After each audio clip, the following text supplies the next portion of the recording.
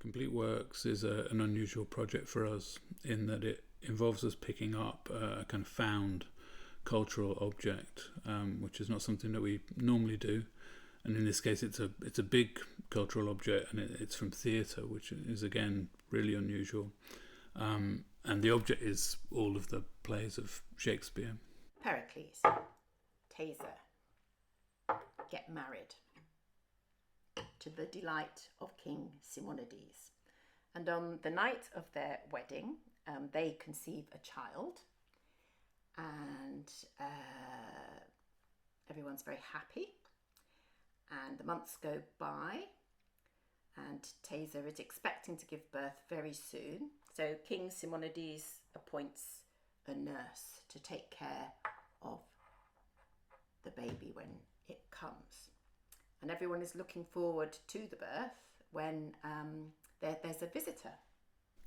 And what we do in the project is we work on versions of all of the plays. Each of them is told by one of the 6 performers in the company for this project, and they do a kind of summary retelling of the plot of the play using everyday objects on the tabletop as stand-ins for the characters. So Nerissa and Portia hide behind a curtain to observe the suitors, and they come from all over, from Scotland, from Germany, France, Italy, and England. And the suitors peruse the caskets. And the other thing we do with these stories is to make them very small. It's 2.5 hours down to 50 minutes, 40 minutes with some of them. And a small space. You know, we were doing them in these small, tiny theatres, and now you could be watching this sitting on your sofa in bed. You could be on the bus watching it on your phone. So there's this drive to make this tiny thing happen, to make this tiny moment happen. And all these tiny people that are just things that you pull off the shelf, whether it's the bathroom shelf or the pantry shelf, or some old objects that you thought you were going to give away because you didn't really think they were beautiful anymore. But somehow these objects become really important. We're presenting these pieces from the homes of the performers, so they're sat at their own kitchen tables or in their own spare rooms or their own dining tables, trying to tell the story of each of the plays in turn. Watching all of this go on is Puck. And he thinks that these people are the biggest bunch of idiots that he's ever seen in his entire life. And he decides that he is going to play a trick on them. So, just as the rehearsal is about to start, they kind of draw a little stage on the forest floor, and they all take their positions, and Nick Bottom goes and hides behind a bush so that he can make a dramatic entrance onto the stage. And while he's hiding behind the bush, Puck puts a spell on him, and he transforms Nick Bottom into a creature with the head of a donkey. There's a big dynamic in the project of, I guess, high culture, the Shakespeare plays, meets the sort of everyday banality, ordinariness of the objects. So in the plays, a coffee cup or a salt and pepper pot or a box of matches might be asked to stand in for Hamlet or for Juliet or for Ophelia.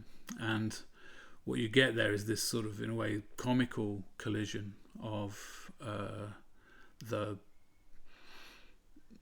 lowly objects and these rather grand, rather special stories that are at the heart of those Shakespeare plays. You feel like you have to be kind of quite kind to these little objects that are in the plays, and you have to, even with the ones that are kind of evil and I don't know, cunning, you have to allow them to have their own integrity. It almost becomes like your job to sort of look after all of them.